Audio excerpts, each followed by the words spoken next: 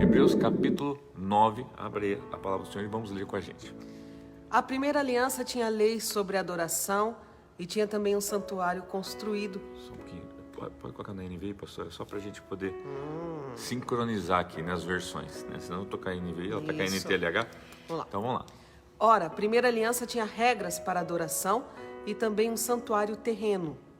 Foi levantado um tabernáculo na parte da frente, chamada Lugar Santo. Estava um candelabro, a mesa e os pães da presença. Por trás do segundo véu havia a parte chamada Lugar Santíssimo, onde se encontrava o altar de ouro para incenso e a arca da aliança, totalmente revestida de ouro. Nessa arca estava o vaso de ouro contendo o maná, a vara de Arão que floresceu e as tábuas da aliança. Acima da arca estavam os querubins da glória que com sua sombra cobriam a tampa da arca.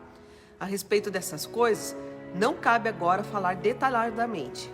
Então assim, essa primeira parte, né, até o final aqui do versículo 6 que a gente leu? 5? Não, 5. Sim, isso. Tá, o que é bom a gente ressaltar? Primeiro, o verso primeiro, ele diz ali, né? A primeira aliança tinha regras, tá? Se referindo à aliança, referindo-se ter a primeira, significa que há uma outra aliança, tá? Então a primeira tinha regras. Para quê? Adorar a Deus. Aqui, gente, é importante porque tudo que foi dado para Moisés, tudo que foi dado a Deus, tudo que foi dado por Deus, né, para os homens, é no intuito de estabelecer os céus na terra. Ou seja, se foi dado a nós um tabernáculo, pastor, se foi dado a nós, né, um modelo de tabernáculo para adorar a Deus, porque no céu assim o faz. E você vai ver essas correlações sendo ditas aqui, tá? E por que é importante para nós ressaltarmos isso? Porque às vezes, hoje está uma corrente muito forte de pessoas dizendo que você não precisa ir para a igreja, que você não precisa ter um tabernáculo, que você pode adorar a Deus em casa. Na verdade, são pessoas que se equivocam, né, no entendimento pleno das Escrituras. Por quê? Há uma função. Na verdade, esse tabernáculo, essa igreja, o que compõe, a ideia do que significa isso aqui é um retrato de algo do céu. Eu não posso mudar esse retrato por retratos do homem, coisas que a gente acha. Não, é o que Deus quer. Então, na verdade, isso aqui é o que mais se aproxima de um tabernáculo celestial. Não, mas não falamos da igreja modelo hoje, falamos da igreja lá do Velho Testamento, aquela que tinha lugar santíssimo. Pois é, a primeira aliança era daquele jeito. Segunda aliança, que é o que? Agora que o véu se rasgou. Então agora é essa aqui. O tabernáculo é onde se reúnem os santos, tá? Você não tem como reunir os santos todos na tua casa, não vai caber. Não. Vai faltar chazinho, cafezinho, né? Veja bem, a casa é um lugar, né, onde contém um altar de adoração, sim, para a família. Mas quando você fala de corpo de Cristo, você precisa unir as famílias, tá? Então aí, aonde? Num tabernáculo, né, num local, modelo dado pelo próprio Deus, né, desde lá do Velho Testamento, para se oferecer coisas, e a gente vai ver o que vai se oferece aqui, quando fala de sacrifício e tal, e o que significa isso hoje, e assim por diante. Então, continue comigo aí. Daí ele descreve, né, um pouquinho do tabernáculo, Santo dos Santos, o que havia no lugar santíssimo, no santo, lugar santo, nos Atos, enfim, começa, nós não vamos entrar, tanto é que o próprio texto fala no final do verso 5, fala assim, a respeito dessas coisas, não cabe agora falar detalhadamente, ou seja, tem muito conteúdo disso no Velho Testamento. Versos então em diante, versos 6 em diante. Estando tudo assim preparado, os sacerdotes entravam regularmente no lugar santo do tabernáculo, para exercer o seu ministério. No entanto, somente o sumo sacerdote entrava no lugar santíssimo, apenas uma vez por ano, e nunca sem apresentar o sangue do sacrifício, que ele oferecia por si mesmo e pelos pecados que o povo havia cometido por ignorância. Então, olha só, então aqui está falando agora então, na pessoa, né, de um sacerdote, tá, que vai ministrar nesse templo, ok? Aqui fala regularmente, ou seja, né, era constante, porém lá no Santo dos Santos ele entrava uma vez só no ano, ou seja, o Santo dos Santos é onde estava a presença de Deus, onde Deus estava presente, onde estava a arca, ou seja, ele só entrava uma vez no ano lá, e fala que para fazer isso também ele tinha que fazer o quê? Sacrifícios. Agora, não só por ele, mas pelo povo também. E aqui ressalta uma coisa, o final do versículo 7 fala assim, por si mesmo e pelos pecados do povo havia cometido por ignorância. Sem saber. Por Por falta de conhecimento. O povo de Deus, né, a gente continua pecando por ignorância. E o que é ignorância? É a pessoa que não conhece. Na verdade, é a pessoa que conhece e ignora. Né? A ignorância não é algo que não desconhece. A ignorância é algo que conhece, mas ignora. Por isso, ignorância.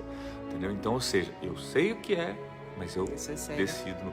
Então, aqui, e ele tem, então, agora o sacerdote, ministrar no tabernáculo por essas pessoas que estão ignorando, para que essas pessoas não sejam destruídas. Tá? Vamos lá, vamos na continuidade. Dessa forma, o Espírito Santo estava mostrando que ainda não havia sido manifestado o caminho para o lugar santíssimo enquanto permanecia o primeiro tabernáculo. Isso é uma ilustração para os nossos dias, indicando que as ofertas e os sacrifícios oferecidos não podiam dar ao adorador uma consciência perfeitamente limpa. Por mais que se fazia todo um ritual, não era perfeito. Não era perfeito. Eram apenas prescrições que tratavam de comida e bebida e de várias cerimônias de purificação com água.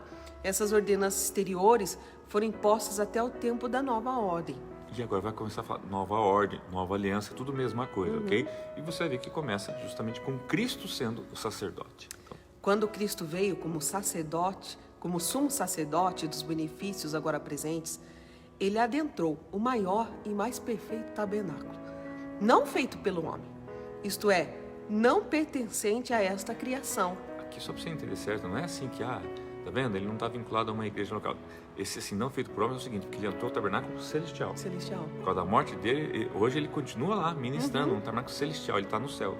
E aqui é só um reflexo do que está no céu e que nós devemos funcionar também como reflexo do que está no céu. Exatamente. Não por meio de sangue de bodes e novilhos, mas pelo seu próprio sangue, ele entrou no lugar santíssimo de uma vez por todas e obteve eterna redenção. Ora, se o sangue de bodes e touros e as cinzas de uma novilha espalhadas sobre os que estão cerimonialmente impuros os santificam de forma que se tornam exteriormente puros, quanto mais o sangue de Cristo, que pelo Espírito Eterno se ofereceu de forma imaculada a Deus, purificará a nossa consciência de atos que levam à morte para que sirvamos ao Deus vivo.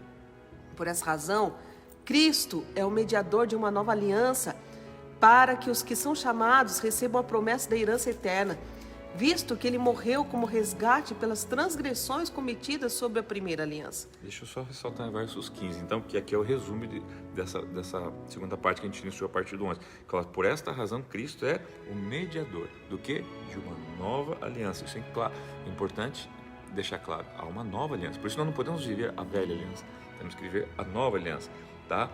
Por quê ou para quê?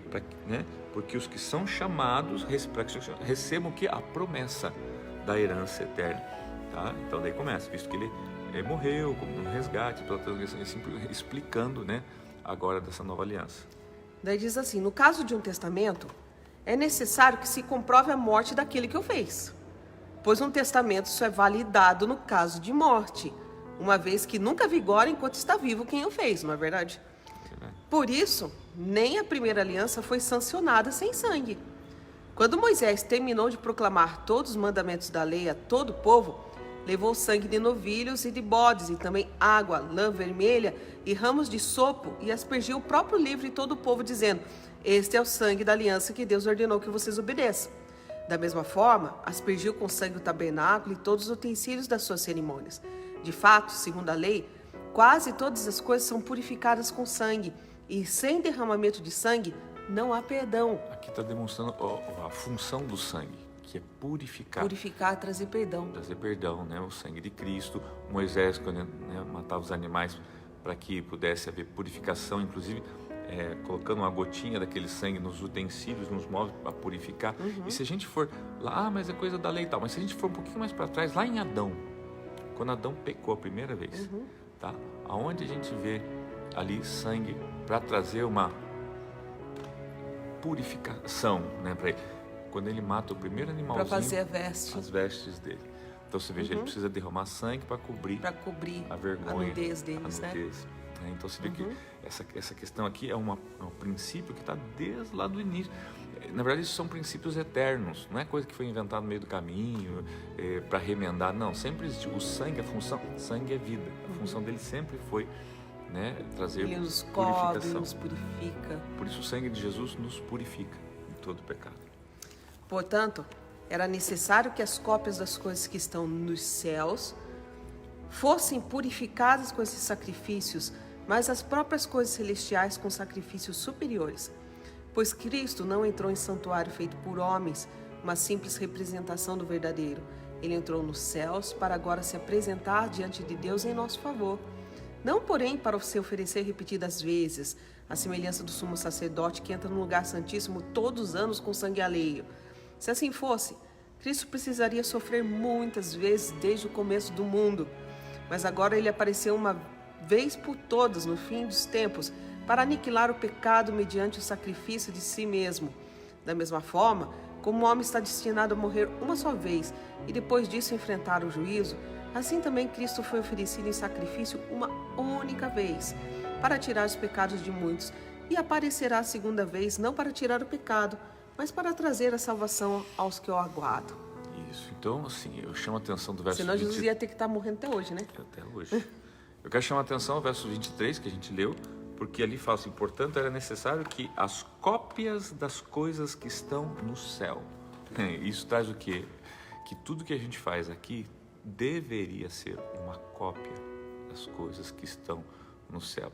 Muitas coisas que nós fazemos já são cópias. O que acontece é que a gente pode pegar uma cópia e usar ela de forma correta e de forma incorreta. Mas tudo que a gente hoje tem acerca de igreja, acerca de evangelho, acerca de comunhão, de corpo de Cristo, são cópias. Cópias do que Deus falou assim, olha, eu quero que vocês vão praticando, vão treinando, vocês vão, né, porque aqui no céu funciona dessa forma.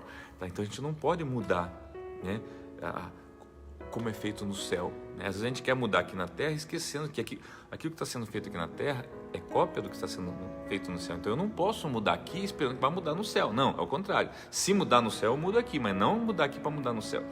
Então, gente, e o verso 27 vai falar justamente o quê? Fala de um tema que é sobre a questão da... Assim, daí fala por isso que Jesus foi o sacerdote que se ofereceu uma única vez, então ele não é como o sangue dos animais que tem que ficar matando toda vez que vai sacrificar, mata o animal e derrama, não. Ele foi suficiente porque ele foi o Cordeiro de Deus, o Imaculado, que não teve pecado, enfim, tá? Que ele é o mediador, que ele media, né, essa nova aliança, é ele que é o mediador dessa nova aliança, tá? Foi o sangue dele, né? Foi a vida dele, que ele ofereceu o sangue dele para purificar nossos pecados e assim por diante. O verso 27 fala, da mesma forma como o homem está destinado à morte, a morrer uma só vez e depois disso enfrentar o juízo.